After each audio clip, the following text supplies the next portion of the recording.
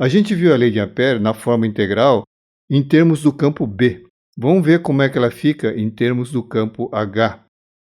E quando ela é escrita dessa forma, ela adquire uma forma geral. Ela é chamada de lei de Ampère generalizada na forma integral. E ela é aplicável a qualquer meio. E como além do campo B a gente tem agora esse campo H, vamos ver também como e quando usar as equações quando elas aparecem escritas em termos de campo B e de campo H. Vamos lá.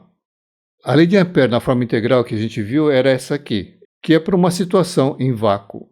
Essa equação a gente pode usar para meios como cobre e alumínio, que são os condutores mais comuns em eletricidade. E nesses condutores a magnetização é desprezível. Basta encostar um ímã nelas que a gente vê que não acontece nada.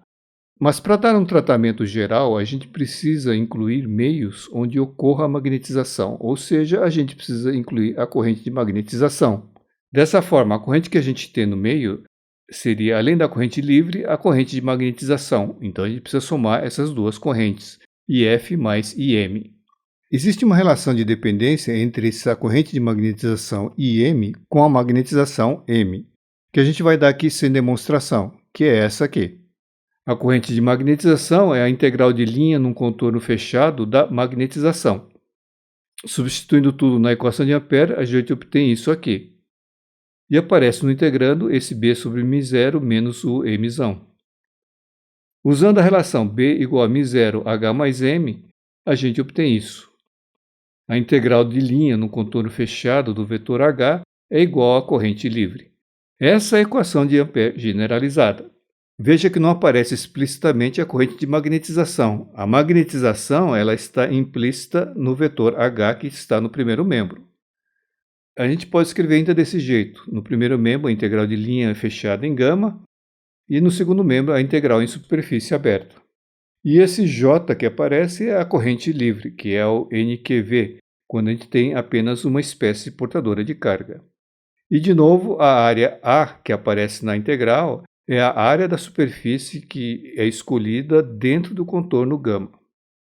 Então, a gente tem agora a equação com a integral em B e uma outra com integral em H. Vamos ver quando a gente usa uma e quando a gente usa a outra. Essa equação com a integral em B, o I, a corrente líquida, ela engloba todos os tipos de corrente, desse jeito assim. Essa corrente de magnetização é um parâmetro que a gente desconhece experimentalmente. É como carga de polarização. Então, se você quiser obter o B em um meio magnetizado, não tem como obter esse B por essa equação, pois a gente não vai ter esse IM. Então, não se usa essa equação.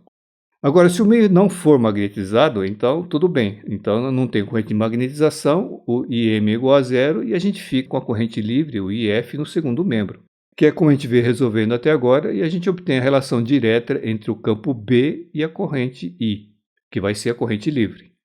Agora, na integral com H, veja que no segundo membro a gente só tem corrente livre, o IF. Então, dessa forma, a gente vai sempre conseguir obter uma relação entre o H e a corrente livre. E uma vez que você conheça o H, você vai ter o B, porque o B é μr μ0 vezes o H. E é isso que é feito. Para determinar o B, a gente determina através do H em meios magnetizados, e é o método que a gente vai utilizar aqui. Portanto, em qualquer meio, seja ele magnético ou não magnético, a gente pode usar essa equação, pois com ela a gente obtém o B. Veja que o campo B é que é o importante, pois o fluxo magnético e todos os fenômenos de indução, elas estão ligadas ao campo B e não ao campo H. Agora vamos para o resumo.